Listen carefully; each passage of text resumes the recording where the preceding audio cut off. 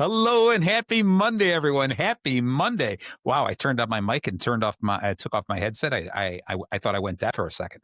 Happy Monday, everyone. And thank you so very much for tuning in to 98.3 FM The Life. You're listening to Bacon Bits with Master Happiness. And of course, I'm your host, Marty Jalove, and I come at you every single Monday night at 7 o'clock to talk about your job, your career, your vision made clear, the skills that you hone for the business that you own, the ups and downs, the smiles and frowns, where you're at and where you're bound. And if you miss any of today's episode, you can always tune in later in the week when the recording will be on Bacon Bits with Master Happiness anywhere you listen to podcasts. As you know, every Monday night, I'm on a quest to bring you the industry best. And this Monday is nothing less than the absolute best. My two bouncing baby boys here. I had to steal that line from you. I've got Nate and Luke. Luke, what mic are you on? What number is that? That's number 7. Let's turn that on. Say, test those mics. Yeah, that's great. What about you, Nate? Are you working over there? I'm always working. Fantastic. This is incredible. So how are you guys doing? It's been like a month since you've been on the show, but a little bit less. We were able to spend Thanksgiving together. How are you guys doing today? Anybody? I'm doing pretty good. Good. Sorry. The camera's on Nate, so Nate's got to answer. I'll talk for you. Yeah. No, thanks, Luke. now you're there. All right, go for it. How have you been, Luke? Oh, I've been doing great. I'm just really excited to get into the business talk, and it's been a good month. But I'm ready to get back to it. I'm ready to find my bacon. I'm loving your radio jargon there already. You're just feeling it. You're part of the radio community. What about you, Nate? How are you doing, sir? Oh, I'm too blessed to be stressed, Marty. Oh, wow. Prices are down and the stocks are up, man. You could not ask for anything better. We're going into the holiday season. It's December 8th already. Can you imagine? It'll be May before you know it. Who are you two guys? All of a sudden, now you're Mr. and Mrs. Talkie. Right. Okay, this is beautiful. We go by Mr. and Mrs. Radio. All right, There you go. Excellent. So you guys, you know what we've been doing all year, and I'd love to continue it, but I also want to pick your brains on this, what we're going to do next year, because I want you guys to come back constantly, because I have a great time. Love seeing you guys, being on the radio with you two. So all year long, we have been doing excerpts from the book, The Legends of Sales. All right. By the one and only Marty Jalove. There you go. Let me tell you, a riveting read. Yeah, really? And how many of those rivets have you read? Well, I mean, 12. 12 so far. All right. 12 so far. Nice, yeah. Nice. So what we do every month is we talk about the legends of sales.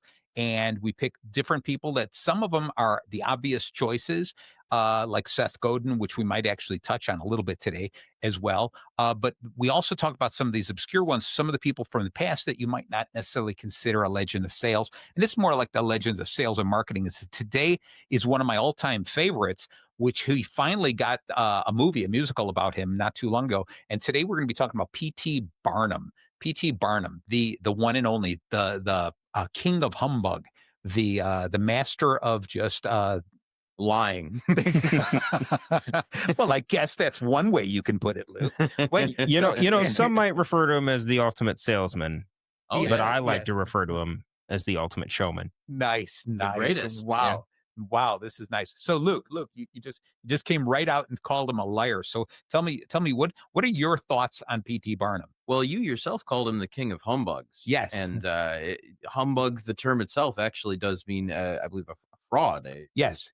Deceit. Right. So really, we were saying the same thing. But yeah, P.T. Barnum's whole thing was that he would basically parade around falsities, or at the very least unique people, like strange people. And he was not especially deceitful about the fact that he did practice in hoaxes. Yeah. He actually said himself, he was like, yeah, I think it's a completely legitimate thing to pull hoaxes if the audience gets something out of the hoax, which I think is interesting. Well, because it was also something I read up on him, that he considered this the noblest art. He called this, and that was the idea of, sorry, I'm jumping around here. I got to learn how to use these buttons. The noblest art was just that, was the pursuit of truly making other people happy. Okay. And what it was doing was just being able to say, I'm going to deceive you. I'm going to trick you on these things. And I love the fact that I'd really like to dig down more into that history to find out, was he very honest about the fact that he was deceiving people? Was he tricking it? Because I think a lot of people want there to be more out of life. And that's why he brought these curiosities out there, these things that were bigger than reality, things that you just couldn't believe and you had to see. And so he didn't care if truth got in the way. All right. And so I'm not saying that we should learn to lie about everything, but I do like this idea of the pursuit of happiness. And I always lean back on, it was Mark Twain's quote of not letting the truth get in the way of a good story. Okay. But there is something. So Luke, you just said it, that he was honest about his deceit. That's what you had said. Was that something that he talked about, that he said to people, that he was purposely being deceitful? He did at some point. Now, the big question you have to ask is, like, where in the chronology was this? Like, how many hoaxes did he pull before he was like, yeah, some of these are fake? Yeah. But that's the whole point. But I do think there's something to be said about, even if he did get like sort of backed into this philosophy, I think it is an interesting argument that he made, where he was like, is a hoax really harmful if the person you're doing it for is getting something out of it? And he actually was principled. He didn't say you can lie about everything. He actually was anti-medium, because he did not believe in spiritualism in that manner. Wow. Or medium work. He said that cheating people when it came to the matters of dead loved ones, he thought that was a bridge too far. And he even went as far as to offer someone $500 if they could prove that they could communicate with the dead. And obviously no one did. That's crazy. That's crazy. You know who else did that? I'm throwing it to you, Nate. What are your feelings on this? I don't know how much research or how much knowledge you have on P.T. Barnum. Well, I mean, you know me. I'm a thorough researcher. My research goes the extent of I trust Luke to have all the facts and data. No kidding. I'm loving this. And I show up with a little bit of pizzazz. That's right.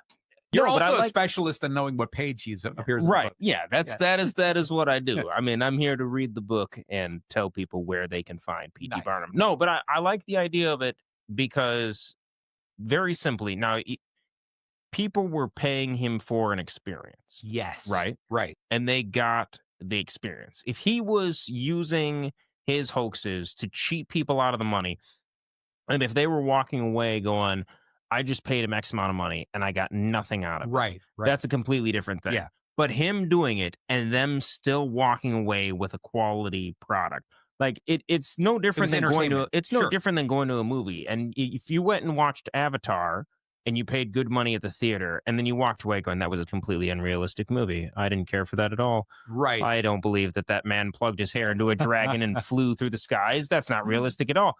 You're not paying for that. You're not paying for the realism. You're paying for the experience, the enjoyment, and all that. It's no different than that. Okay. All right. You know, I think that was his thought process. They were paying him for an experience. He provided an experience. What happened in the experience? Like, it's no different than an illusionist or a magic show. You don't go to that because you think that they're actually performing magic. You go to be enjoyed and be wowed, and, you know.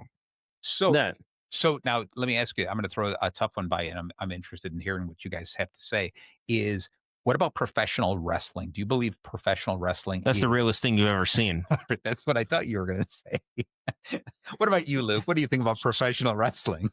I mean, professional wrestling, like, I don't think they are being, I don't think they're actually being fraudulent if they are, like, if there is the implied knowledge. Now, this is another one where I have to ask about the chronology, because how long into professional wrestling did it take for them to be a little above board about it and be like, we're faking it? Yeah. Like, that's what I want to study. That's what I mean, is because even if right now you go to professional wrestlers or and the way they promote, they don't come out and say, we're faking it. This is pretend. No, not in a promotion, but that's the character. That's the performance. If you talk to them, you know, backstage or out of the arena, they're all going to be like, yeah, so, you know, this was a really cool move that we had to coordinate, you know, like all this, because it's an art. It's a performance. Okay. I mean, and there's a degree of performance that goes into all of that. Like, you don't just bounce off of ropes and land on somebody perfectly without something. Again, it's the experience thing. Okay. And it's our job as consumers or people who are wanting to be entertained. We can decide, you know, what we believe to be fake or real. But the real question is, were we entertained? Gotcha. You know, and if we're paying for the entertainment, it doesn't matter. I like that. As long as we're paying for the entertainment. Hey, Luke, I just got a message from someone. They couldn't hear you. Switch to mic 6 over there. That's interesting because I can hear him. Yeah, I can hear me in my. Yeah. So hello. All right. So hopefully we'll see if they come back and say yes, they can hear. We can hear you better. Yeah. All right. Either way. Either they can't hear you at all because now you have 2 mics to speak into. That's right. So now we hear an echo. Maybe it's me. Can you, Luke? Can you hear me? I can hear you. Oh, excellent. I can hear you. I can't hear Marty though. I haven't heard a word he said this entire time. Yeah, we are all over the board. No, I can hear him. That was performative. I can hear Marty. That was good. That was good. And you know what? You didn't even say you were lying. I knew it, and I was entertained when you said it. So thank you. That's why we're here. I like that. All right. So hopefully we're going to hear back to see if we can hear you better. If they can hear you better on set. Well, I said some important stuff there. So. Right. Yeah. We'll just circle back for a quick recap. Well, we're going to, hopefully the recording picked it up and maybe, if we get it on YouTube. That was really good stuff because I was impressed by you. All right. So I guess the bottom line is, do you, if you're going to deceive the world, in other words, sit behind those oddities, those lies, those false truths in order to entertain, how do you get across this idea that it's okay that I'm fooling you without somebody coming back and saying, hey, this is wrong. You shouldn't be doing this? Because there were probably a lot of people. There might be a lot of people still today that think professional wrestling is all completely 100% legitimate. Okay. And there are probably some people who thought once it kind of got out that it wasn't legitimate, they felt a little deceived, a little foolish. All right. So how do you draw that line? What do you think? What do you guys, you got opinions on that? I mean, I think part of it goes into your marketing, your target audience, and everything like that, right? Because I think if you're very specific and careful in how you advertise what it is, and, you know, being an oddities show or being whatever, you want to draw on the type of people that are there to be entertained. You're not trying to get fact checkers and truth seekers, just like, you know, again, the idea of a magician being, you know, you don't want the guy in your audience that's like, actually, I saw the girl go backstage and there's identical twins and the two of them and they switched places. And like, no, that person, they didn't come to be. So I think the crowd or whoever you are selling your experience to, you want it to draw them in. And no matter what, you're going to have, you know, you're going to have the truth seekers and the fact seekers. And in this day and age with technology and everything, it is a lot harder to pull a good con or something like that. And so if you move away from, you know, that sense of either, you know, that it being a con or whatever, and you actually are targeting people who want to be entertained.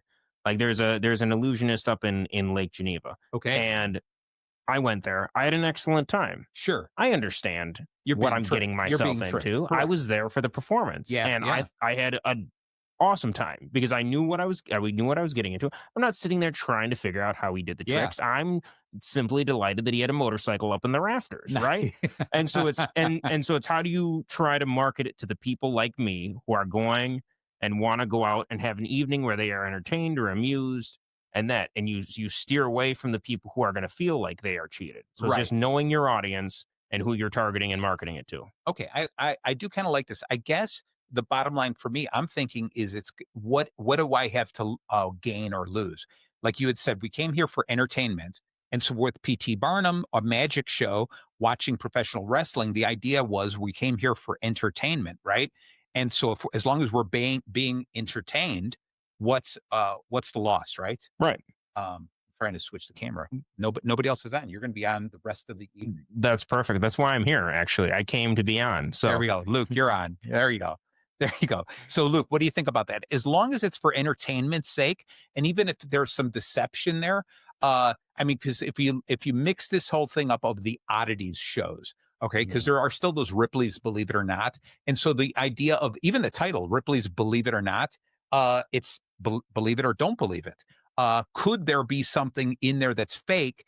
And if there was, do I call fraud or do I go, well, yeah, I was entertained. That was pretty cool. I think it depends, because for me, I would say that Ripley's Believe It or Not is starting to venture into, I'd prefer if it was real, purely because when I go to a Ripley's, that's more of a museum. to me. It's not as much of a performance. Right. And I think it's because I think the difference for me is a magician, a wrestler, or like just anything that's like a pure like performance. There is still something to admire there. Like you can admire the charisma or like the ability to sell it. Versus with something purely the athleticism of the athletes, right? Yes, absolutely. Something being sold as fact. Versus, I think for like a Ripley's or like a museum that might just lie to you, that doesn't quite have the same admirable quality to me. Where it's like you're just lying. Are you guys hearing this buzzing? I am hearing this buzzing. And I'm being told we can't hear you on those mics either. Great, good to hear. Yeah. So we might have to stop talking. If you move over to the other side of the studio. Right. All right, we're going to try this. Those are terrible mics. Don't ever go over there. Gotcha. Okay. Or just sit in Nate's lap. The two of us, we could share a mic. Yeah. All right. Beautiful. All right. Excellent. Oh, I would pay extra to see that. All right. So, the guy went to market what he was selling. And I think the idea is, I'm glad, Nate, that you compared him to a magician where you're knowing wholeheartedly, this guy's tricking me, but I can't figure out how he's tricking me. It's just plain entertainment and I'm enjoying it. And so there maybe is something to the curiosities like that. Isn't this really cool? And I know there's something about the legality of parody that if it's such an outlandish parody and it's done to the point where we know that this person, like if I made fun of a celebrity, but the parody is so funny that it's outlandish that we know that that celebrity would never do that, would never be caught in that act, etc., then it's done for humor's sake. It's okay. It's when it gets too close and you're putting the character or a celebrity in a bad position and you're hurting their reputation and it's reasonable and could be considered true. That's when it becomes illegal. Right. Again, I'm not an attorney, but I made that sound really good. Yeah. All right. No, you could have fooled me. All right. So anyway, getting back to this. So we're going to, as you guys know, the reason the show is called Bacon Bits with Master Happiness is because we know that everything bacon touches becomes just a little bit better. And it's not just food. It's about everything in life. But of course, we are not talking about the bacon for chewing. Oh, no, Marty. We're talking about the bacon for doing. You got it. Thank you so much. Here, Luke's all upset. He's like, man, I monologued like crazy. Better be there. Twice.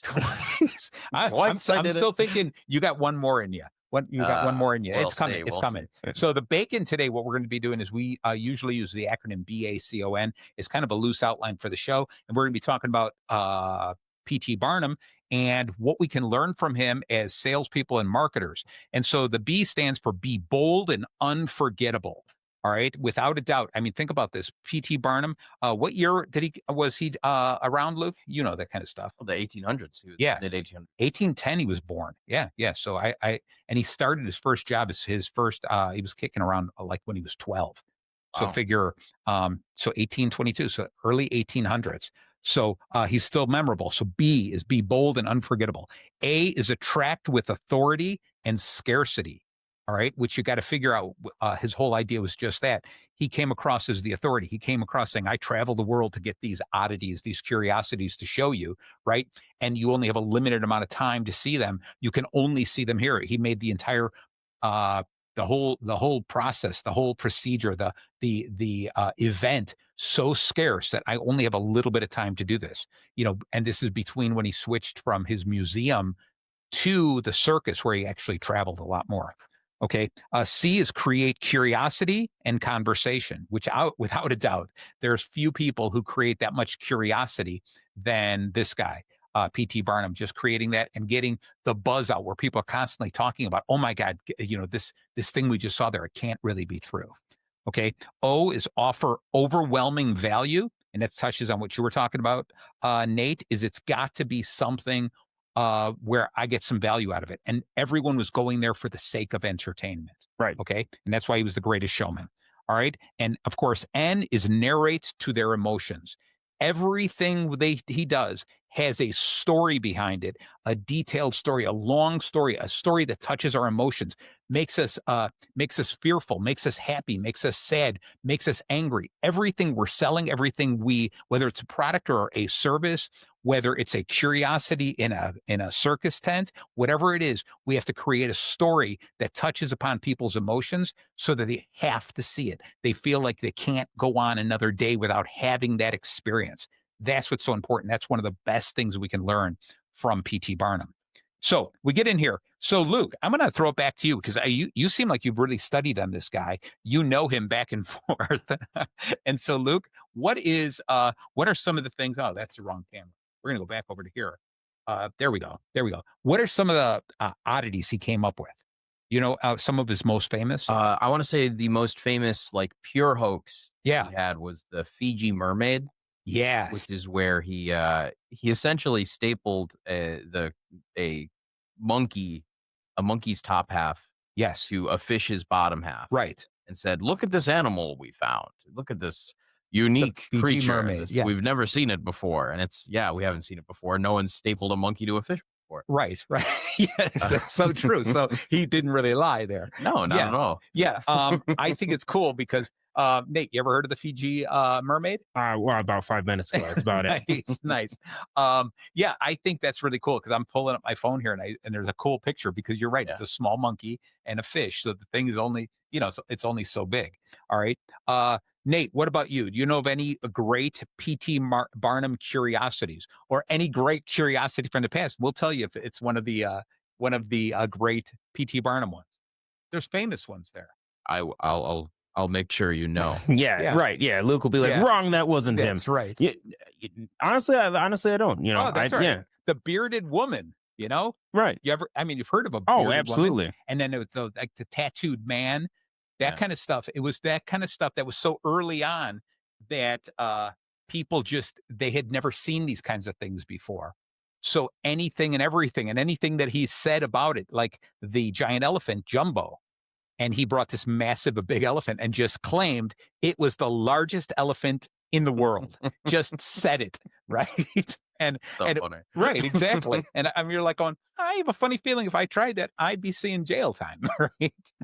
But again, for entertainment's sake, when people were like, they have nothing else to compare it to. Okay. That's what made it so fantastic.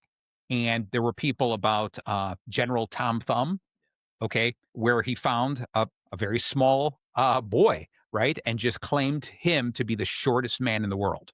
All right. And what's cool is afterwards, over time, as we are able to communicate with people all over the world, like right now, because of the internet, we can communicate so quickly. Back then, there was nothing. There was no way to communicate. You'd have to go there and take his word for it. But so it's really neat because nowadays you get the Guinness Book of World Records, which is from the Guinness beer company. All right. And so what they do is they look through this and they find people. They have the official curiosities: the tallest man in the world, the tallest woman in the world, shortest man, shortest woman, whatever. All those kinds of things that maybe those wouldn't have even happened if it wasn't for someone like P.T. Barnum in the beginning. Right. And furthermore, less about the Guinness Book of World Records. It's an interesting point because he does use a lot of medical curiosities. Yes. In his act, conjoined twins. Yes. Giants, dwarves. And all of these things, obviously the point is he is a little exploitative. He's showing them off in this way. But you also have to remember, these are the 1800s, Civil War era America. This is the first time a lot of people are even becoming aware that there are people who can grow to 7 feet tall. Right. People who don't, who stop growing down here and people who are conjoined. So a lot of these things where people are like, hey, I don't know about this. We should do research into this. We should figure out like what happens to this. So in a way, even though it is certainly exploitative, he is sort of saying like, look at this, look at these people who actually exist and live and breathe. And that's not hoax work at all. They were real people who were like, right. And I do want to drive home the point, like you said, he did exploit these people, but you did, because there's many of these people that they talk about where he goes, oh, this was this, this boy with like the werewolf boy with hair growing all over his face. I don't know if that was one of them, but many of these places he would find them and then buy the child from the parents. Okay, and say, I'll take care of him. And he's a curiosity. And you just sit there going, I'm going to sell my child to the circus, right? And it seems terrible now, but maybe at that point in time where, like you said, during the Civil War, there was so much poverty going on. Some people were like, I think my child is either so short, my child has a medical deformity, something like that, that maybe that kid's going to live a better life. I have a funny feeling they didn't necessarily lead a better life. A lot of these people, if you look into the details, they led pretty depressing lives. Exactly. Yes. Yeah. That's also just the reality. They were living during the Civil War. Yes. It was rough. It was rough. Nice. All right. No, I agree with you. But anyway, we're not going to debate on whether taking advantage of humans is a good or bad thing. I think we're all going to agree that it's a great thing. But the thing we can learn is be bold and unforgettable. Okay. Because when you think about this all the way from the 1800s, I mean, this is 200 years ago, and still the man's name is known. All right. And he's part of, he ended up later in life. He met up with Bailey, whatever the guy's name, Bailey, to join Barnum and Bailey's circus. And then later the Ringling Brothers and put it all together. So it became the Ringling Brothers, P.T. Barnum and Bailey and the Ringling Brothers Circus. So it all came together, and it all started with this guy doing the curiosities, right? Because I don't know, I had never heard of anything about Bailey or the Ringling Brothers until they were connected with P.T. Barnum. Right. Do you know of any history about these guys in the past before that? I mean, no, but there probably is some. Obviously, there's some history there, but it's really interesting. But what I'm just driving at, the point I'm trying to make is, yes, maybe they did some amazing things. They did acrobatics. They did more animal work, whatever it was. They did clowns, whatever it was that they did really good, that they were able to partner together. There's something to be said about the fact that P.T. Barnum was the most bold and unforgettable, because his name and what he did truly changed the world in a lot of ways. Not 100% good, but changed the world. And we can learn from that is this idea of any product you have, anything that you sell, any business that you're running, you've got to find a way to become bold and unforgettable. And when you do that, you are going to make some enemies. You are going to get some people who don't like you. And you have to realize and remember that not every customer wants to buy from you. Not every potential customer out there is going to be a customer of yours. You have a very small niche group of people you're going to sell to. And you've got to be bold and unforgettable in front of them and not worry about trying to please everyone. You can only please a handful of people. And out of 8 billion people in the world, a handful of people is still a hell of a lot of customers, right? Absolutely. Yeah. No, I mean, it just goes right back to that, understanding who you're marketing, and some of the other salespeople we've talked about completely just have really said, know what you're trying to sell and who you're trying to sell it to, and just hone in on that. There you go. So now, believe it or not, even with all the mic controversy, we're already at the bottom of the hour. So we're going to take a little bit of a break here, and we're going to come right back. We're going to double check, make sure all the mics are working, and we're going to talk a little bit more about P.T. Barnum and the 5 lessons that we as salespeople and marketers should learn and could learn from him. So please stay tuned. Hey, I am Mark Shanahan, listening to my show from 1 to 3. I am playing you up, only but goodies, every Monday after Chuck Manners, here at WRLR 98.3 The Light. Hi, this is Ronald Curtis Grace, host of the Ear Candy Emporium show right here on 98.3 FM The Life. Join us every Friday from 4 to 6 p.m. Central Time. We'll share some great music, have a laugh or two, and get your weekend started on the right note. That's the Ear Candy Emporium show, the home of sweet musical treats, every Friday afternoon from 4 to 6, right here on 98.3 FM The Life. Or you can catch us streaming live at 983thelife.com. See you then.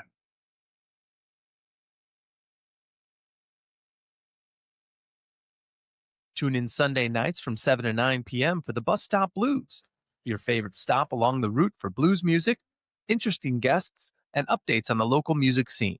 Bus Stop Blues, 7 to 9 p.m. on 98.3 FM. WRLR, 98.3 FM LP, Round Lake Beach, Illinois. And we are back. Thank you so very much for tuning in to 98.3 FM, The Life. You're listening to Bacon Bits with Master Happiness, and I'm your host, Marty Jalove. Today, we're talking about one of the legends of sales and marketing, actually. One of the greatest guys from almost like 200 years ago, just about 200 years ago, P.T. Barnum, and the name still rings true today. Everyone has heard of that guy and the kind of things he did. We're not necessarily saying we agree with everything he did, but we can learn a lot from him. And so we're applying a little bacon to it. So today, our bacon is this. B is be bold and unforgettable. A is attract with authority and scarcity. C is create curiosity and conversation. O is offer overwhelming value. And N is, of course, narrate to their emotions. So we talked a little bit about being bold. And obviously, the guy was bold in what he did, how he came to market, how he promoted himself. But I want to get into this attract with authority and scarcity. And so I want you guys to think about this is I got my boys here, Luke and Nate and Luke, all of them are here. I want you guys to think about this. Is there a brand that you think of, a brand you buy that you think, wow, the way that they promote themselves, they really come across as the authority. Like they are the know-it-all brand. They're the intelligent brand. They're the ones I lean on because they know what they're doing. What do you think of that? Boy, I love throwing questions at you guys like this because it's an opinion question, so it doesn't matter. You could say it's Dairy Queen. I don't really care what you say. I don't want to. Oh, how about this? Because they're not on. We're having a really great day today. Just keep my mic off. Exactly. All right. Well, I don't want to lie. What's there to gain in business by lying? That's so true. Maybe. Yeah, we talked about the first half of the show. Yeah, exactly. All right. So, but what is just a brand that you trust because you think they know what they're doing? I think that's what it comes down to. Wow, you don't trust any brands. No. All right. What about you, Nate? What's a brand you trust because you truly believe you know what's doing? Well, I mean, it's not a brand that I trust for myself, but I know many people do trust. So we're going to go for a little bit of low-hanging fruit, and that would be the brand Apple. Nice. Right? But you can think of Apple or you can think of Microsoft, right? The two of them giants. Yeah. For me, the brand that I trust almost wholeheartedly is Google. Right. Nice. All right. There you go. I love that. They have established themselves even like, and you think about it. So you got like Microsoft and Apple, right? And people are going to go one or the other or both, depending on what it is. Right. But Google, the closest thing is what? Yahoo or Bing? Right. Nobody's using Nobody's using that unless they accidentally click the wrong button on their computer. Right. And so Google has put so much work and I think they're like almost 90%, if not more, of the market for search. Right. And so they have established themselves above everybody else, and they're constantly innovating and pushing, and you don't see very many advertisements for them because they've reached such a pivotal point. Microsoft and Apple still have to like sell their products and stuff. The only thing you really see from Google is them saying, here's a new thing that we're doing. Yes.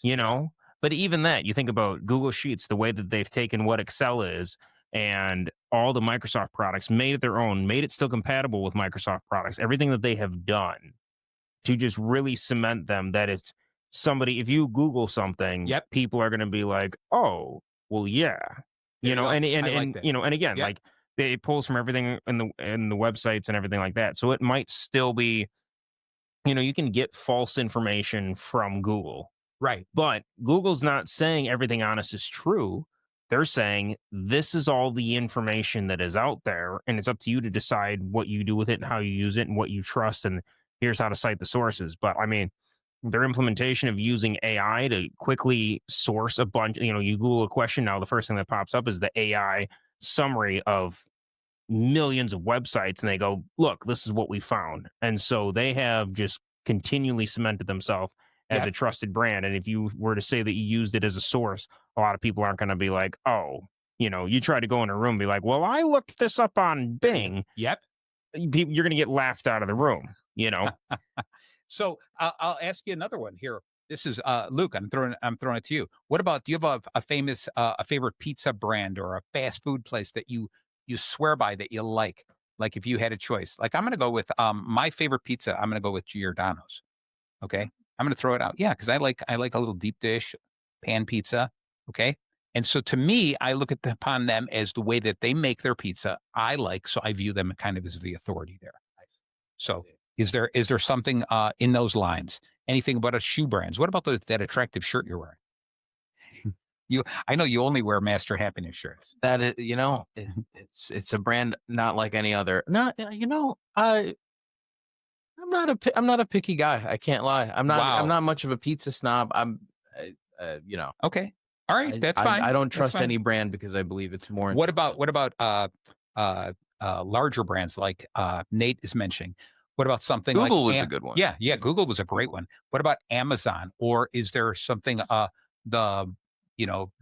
Disney movies? Like is there a movie channel you like? Wow, you just don't like anything. No. Wow, you were so good the first half an hour. I'm going to take you off the air right now. I'm throwing it back to Nate. Nate, tell me more about Google. No, but you don't have to tell me more about Google. I'm thinking more locally, right? And I say that they're still a large company, but Red Wing shoes, right? Oh, okay. They are. There's a ton of different work boots out in the market, everything like that. Yep. But anybody that you talk to loves their Red Wings, and they're a comfortable shoe. They're not the cheapest. Nice. But the quality and the craftsmanship that's put in, the way that they fit your feet, everything like that, people immediately want Red Wing shoes. I like it. And it's just noted right away. If you go Red Wings, I've never heard somebody say, "Oh, Red Wings, that's a garbage pair of shoes." Right. Everybody's like, "Oh, maybe I don't use them because they're not in my price range, or I don't have a need for that quality of boot or whatever." However, they have established themselves that in the work boot industry, across the board, they are used and respected.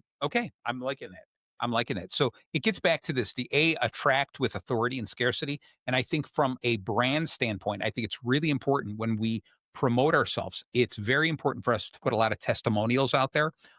Let people know what other people think, because people like having someone else help them make a decision. Right. We really like that. We like to be able to say, all my peer group or this entire group is all saying they're giving them 5 stars.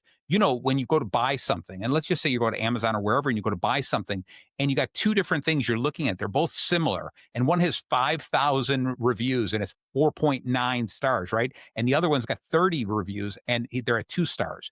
You're going to immediately lean towards the one that you're thinking is the authority. Wow, thousands and thousands of people bought it, liked it, loved it. That's the one I'm going to go with. So the idea is they immediately get focused, they get positioned in your mind as the authority.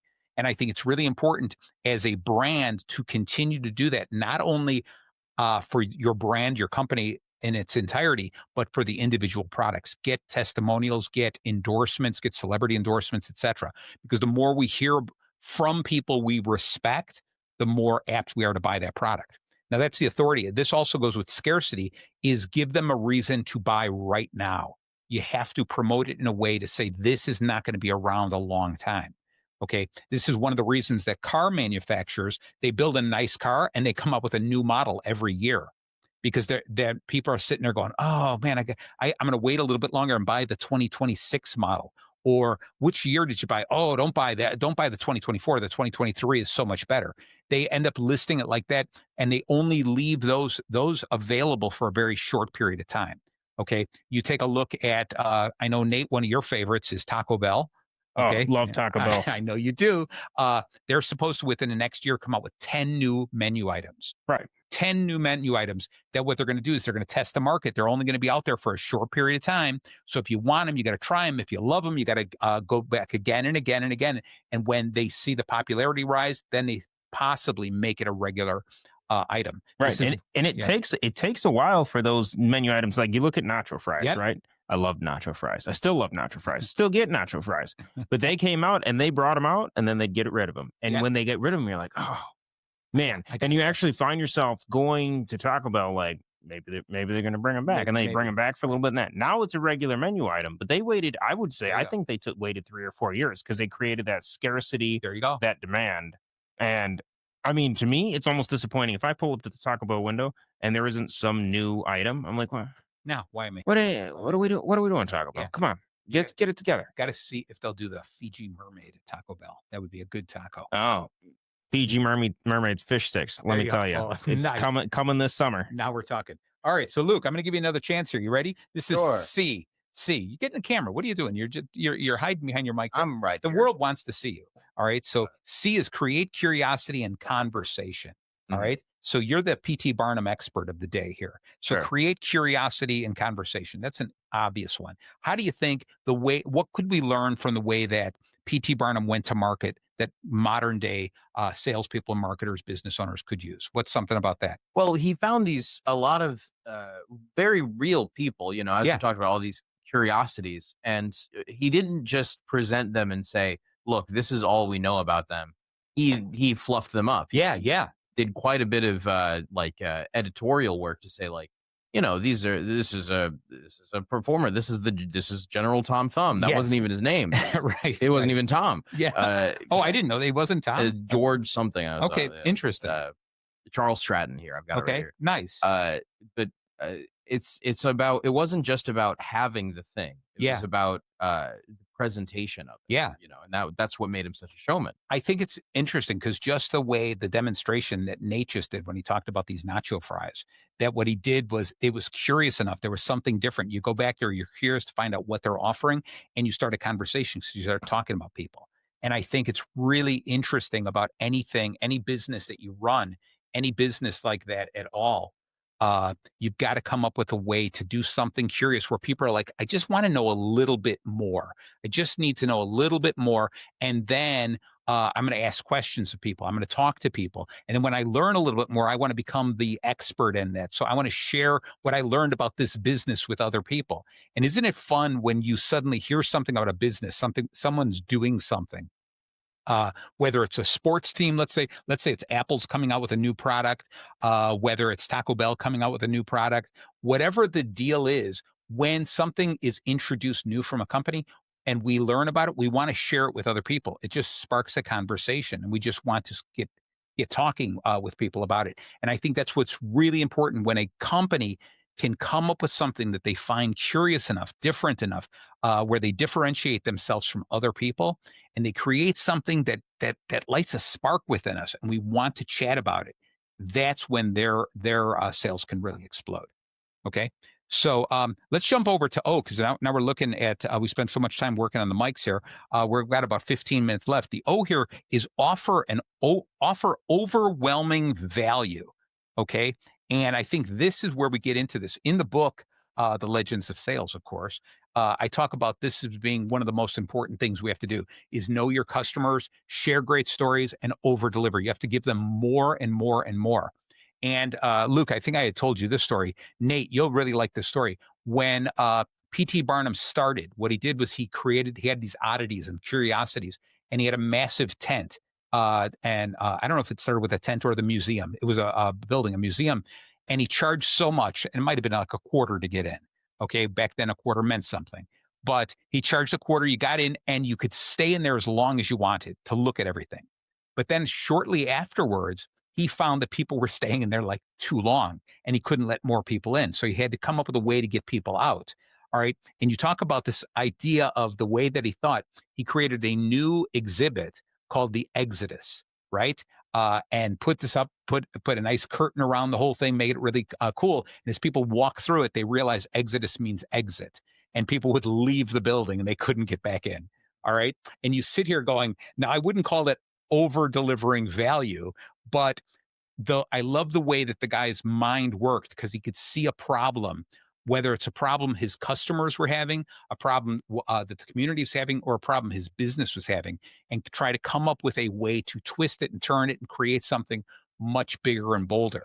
And I'm sure there were plenty of people upset about it, but I'm sure there were also some people who laughed about that going, I can't believe I fell for that. Right. I just paid my quarter, walked through, and immediately went to the Exodus, but this idea of think of something and over delivering. And we've talked about this at other shows.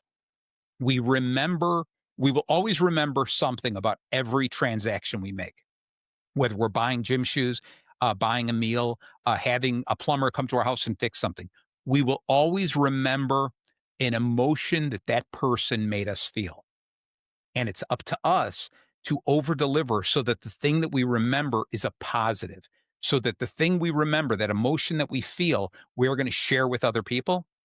we want us to share good stories. We don't want people to say, oh my God, he came in 15 minutes late.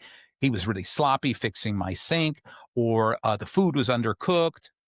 The waiter was rude to me. We don't want to remember that. We want to remember they're going to do the bare minimum, but then they're going to do something above and beyond, so that we remember that. That's why when a Chick-fil-A, everyone remembers how extremely friendly the people are. And they bend over backwards. They over deliver on every chance that they get. And so that's what's really important. All right. This last one is we're getting down to, we still got some time, so we're good here. Before we get into this, is there anything that you guys can think about, a company that you work with that you would say really does a good job over delivering? And I want you, if you can come up with someone, tell me. If not, we're going to jump to this and maybe come back to that. What do you think? I'm looking at you guys. They're deep thinkers here. Deep thinkers. I can smell it. The wood is burning. Well, you got to stop turning Luke's mic off. He's been talking this entire time. I know, man. It was good stuff. All right, so let's just jump into this. Maybe this will spark something. N is narrate to their emotions, and I think this is what's really important.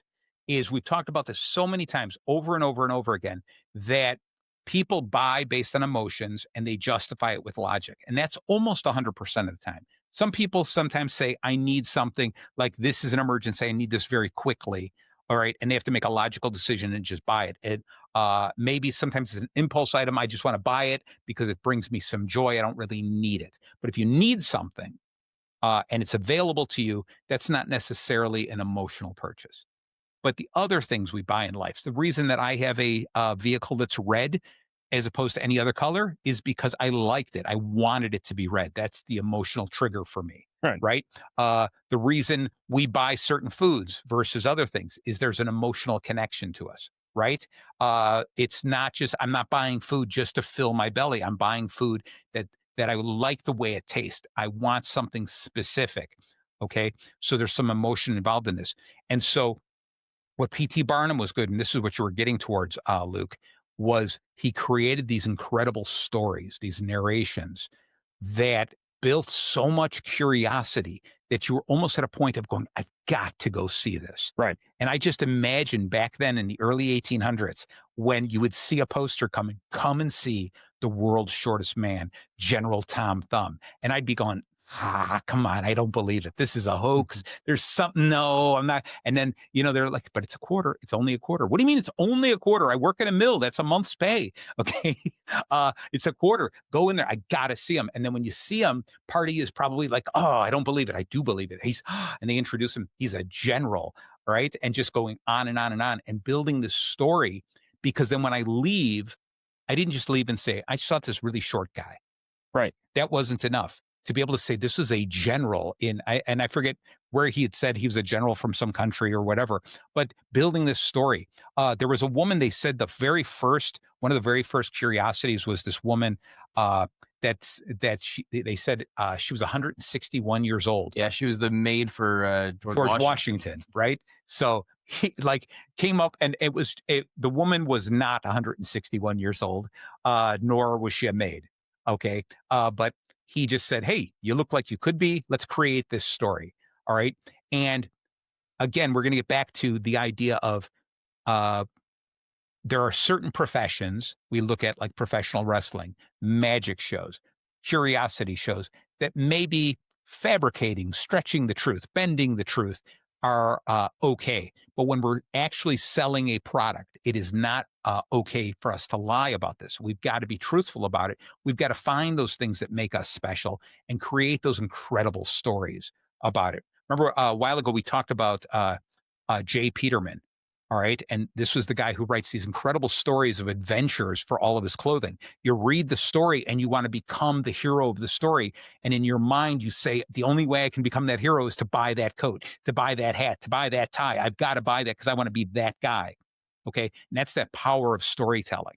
Okay. And I think it's really, really important for us to understand where our company fits in, where the story fits in with our company. All right. So with that, any thoughts on that? The over delivering, or a great company with a great backstory. Anything? You guys are doing a great job. I'm throwing it to you. What about like these places? It's I think it's Bombas, Bombas, the sock company, yeah, right? yeah. And I think they're really important. It's really cool because what they end up doing is they talk about where they get the materials and where the money is going. Like you buy one pair of socks from them, they donate a pair of socks to somebody who needs socks. Right. Okay. I always say I need socks. That's why I'm buying them. Right. So, I think when you think about over delivering, though, a company that has continually gone above and beyond, both in convenience, timeliness, quality of the product, everything, it's got to be Amazon, right? Yes. Because not only is it very easy to sit on your phone and buy something, but they also make the return process incredibly very simple. You've got the drop off points. You've got that you don't even have to have, most of the time, you don't have to put it back into a box. They're just like, just give it back to us. Get it to the UPS store, wherever. We'll have a kiosk there to print the label. You don't even have to talk to anybody. Right. And so for people, it has really helped them, being a consumer like me, I'm a person who wants something right now. And so for the longest time, I'm not going to order something online. If I want something, I'm going to go to the store. I'm going to buy it so I can have it in my hands right now. And I can feel it and I can touch it and make sure that I like it. And I got it. And Amazon has went and just positioned themselves in such a way that even now, somebody like me who has it, I'm like, okay, well, if I order it within the next 30 minutes, it'll be at my house by the time I get home from work. Right. And if I don't like it, I can return it very simply. I know. Right. And so they've pushed so that over delivery, the quick delivery, the ease of the returns, my beautiful wife, your daughter, loves buying things on Amazon, right? And same here. A lot of instances in life, you'll have people that just go crazy and buy stuff. I think she returns 95% of the things that she buys. Right. But it's because she'll get it and we'll look at it and be like, no, and then return it again. And it's just the ease with which to do that makes us more inclined to buy on it. I mean, I'll never forget. I had something I wanted and I was like, I need to get this phone screen. And I was sitting in my office at work, ordered it, and it was on my doorstep before I even got home. I didn't have to go to the store, and I still had it in a timely way. So the steps they're taking to go above and beyond is what's continuing to move them ahead. So much so that LTL companies and places like UPS and FedEx are actually competing with them now, just in speed, because nobody can keep up with the rate that they are able to deliver. Right. I'm loving it. I love the fact that now they do this whole thing. I buy something, they give me multiple options because I get free shipping because I'm a Prime member. And it says, we can deliver it to you like in the next 30 seconds if you want. Or if you want to be green, let us deliver it tomorrow. We'll give you a credit, a virtual credit if you just let us take our time and we'll deliver it in like two or 3 days. And I'm like going, yeah, I'll take the virtual credit. So I love the way that they do this. And I was thinking about this whole idea. The other thing that's great about Amazon is that they let people like any of us sell on their line. Like we sell, obviously, the book, The Legends of Sales, is available on Excellent Amazon. book. Really great book. And what's cool about it is I don't have to do anything. They handle everything for me. Right. They print the book, they ship the book, they take care of everything. Sure, they take their cut because they're doing all of that, but I never have to touch the book if I don't want to. But more so when I sit here and I say, if I was going to say I wanted to set up an Amazon store and I wanted to sell on Amazon, knowing that selling on Amazon is that offering overwhelming value. I can get it to you so quickly. If you don't like it, you can return it, etc. Think about how do I become successful on Amazon? Because if I decide to sell something, and let's say I decide to sell a microphone, okay, that's similar to this, and I decide, I've got a bunch of these microphones, I'm going to import them, I'm going to sell them on Amazon. How do I become the one that you're going to choose? And some of these things we have to do is be bold and unforgettable. What am I going to do to stand out above all the other people who are selling this microphone on Amazon? I've got to come up with some way to stand out, right? I've got to attract with authority and scarcity. So what I'm going to end up doing is I'm going to run these sales. That's why the Black Friday sales are so popular. It's for a very short period of time. You can get this absolute best price. And I'm the authority by writing enough information to make people understand that I know more about microphones than anyone else, right? So I'm going to put more than just a couple of words up there in a picture. I'm going to put maybe a video. All right. And that's what gets us up to the create curiosity and conversation. I'm going to start putting a whole bunch of stuff in there, more curiosities, giving them reasons and more reasons to use my microphone and how my microphone solves those problems, making them understand like, oh, this is actually pretty good. This is more than I had anticipated. I'm going to create new ideas to say, this is why you should buy this microphone for Luke. And this is why you should buy this microphone for Nate, and make you sit here going, I never thought of that. Wow, that's a really interesting thing for us to do. Okay. Again, it's the offer, the overwhelming value. The N is the narrate with emotion. I'm going to create these big stories about this is who you could be if you owned this microphone. You always talked about your own podcast. With this microphone, you can start doing it. You back that up with this whole idea of becoming, again, back to A is the authority, is back that up with those 5,000 testimonials, those 5,000 5-star ratings. And before you know it, people look at this and go, well, there's 16 different microphones I can choose from. But this guy comes across as the authority. It's big and bold. It's shown off. He's got a lot of 5-star ratings. He's got a great story. He's made me curious. That's the microphone I want. So what we can end up doing is we live in a world now that anyone can start their own business on a platform like Amazon, but it could also be whatever you're doing, wherever you're working, whatever you decide to do. You can still paste playbills up on the wall, right, for your next comedy show, Luke. You can still do it that way. You don't have to be online doing everything, but you still have to follow along with these ideas of being bold and unforgettable. You attract people with authority and scarcity. Authority gets them in the door. Scarcity gets them to say yes. You create curiosity and conversation so that your people start talking about you, so you don't have to do all the advertising. You offer overwhelming value so that they never get buyer's remorse. And then finally, in order to do all of that, you narrate to their emotions. You write these stories that touch them in their heart, remind them of their childhood, remind them of the person that they want to be and how your product or service brings them there. That's how you end up winning them. And that's how P.T. Barnum became so famous. Okay. So with the last couple of minutes there, what I want to do is you guys, anything else about P.T. Barnum that you wanted to share? I'll tell you what, look at this. I got 2 sheets here. I'm gonna give both of you. You can give one to Nate. Maybe you guys spit out a couple of these oddities that you like here. I'm gonna throw it over to Nate. There you go. The camera's on you. Look at this. I know you just got the paper. What's something there that's worth sharing?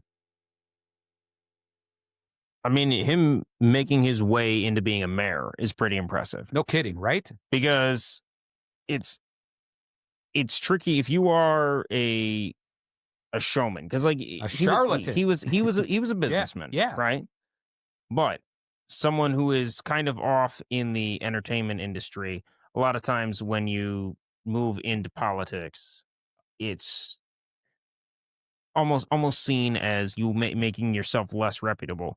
But it says that he was able to sell himself in such a way to the people around him. Yep. That he was looked at in such a way that people like, he is going to make educated decision. He's going to make, he's going to take care of the town that he is overseeing. And so there's a sense of credibility there that people were actually able to believe him. Now, whether he was believable or not, the thing is he was able to sell himself well enough that people trusted him to be in charge of their entire city.